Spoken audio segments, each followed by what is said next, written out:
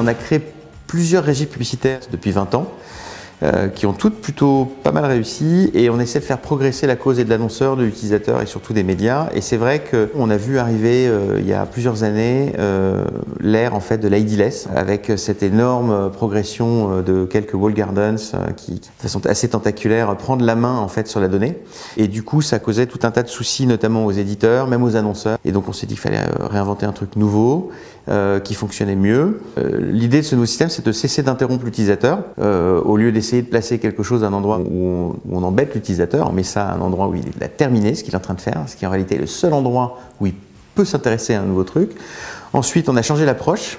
Au lieu d'imposer un message rectangulaire unilatéral auquel il ne peut pas répondre, nous, on apporte quelque chose de totalement différent qui est adapté au support média, avec la possibilité effectivement d'entrer en conversation, de poser une question, d'alpaguer l'utilisateur par son intelligence et son cerveau droit. Donc quand vous lui posez une question, il est obligé de se contextualiser avant de prendre la décision de oui ou non interagir. Donc si vous le mettez à la fin et que vous posez une question, le cerveau droit, c'est mécanique, il est obligé de se poser la question et d'imaginer quelle est la réponse.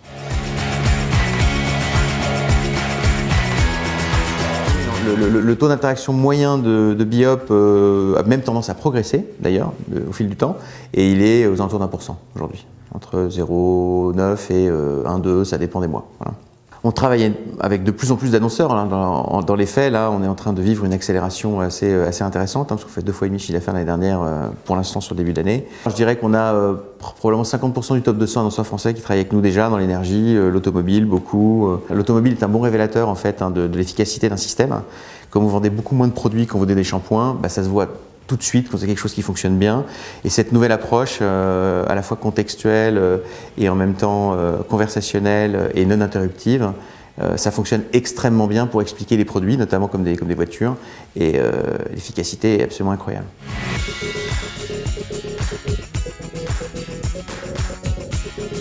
La force des plateformes, c'est toujours d'adapter complètement son format, un format publicitaire à un support. Et il est évident qu'une publicité est à inventer pour les messageries instantanées. Donc nous, on a des idées hein, sur comment faire, bien entendu. Je pense que ça fait longtemps que les grandes plateformes doivent avoir des idées également. Donc j'ai très hâte de voir ce qui va sortir.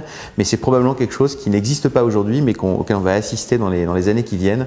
C'est l'arrivée de la monétisation de ces plateformes qui sont incroyables et gigantesques, bourrées de données first party, instantanées, contextuelles, donc qui en plus sont compatibles avec un univers dataless dans lequel on est en train de rentrer et que tout le monde est en train d'embrasser.